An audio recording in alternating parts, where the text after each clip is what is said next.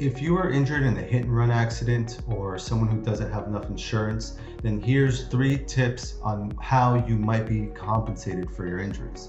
The first advice is to look at your own automobile insurance policy.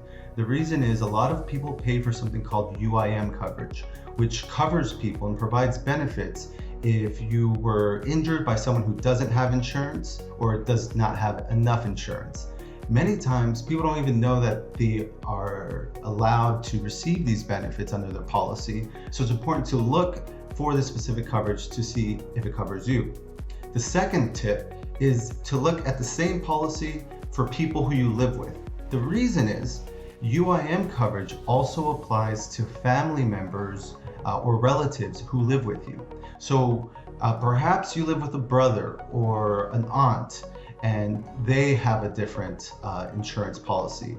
What you should look at is that policy to see if that policy also has UIM coverage, because it can apply to you under California law.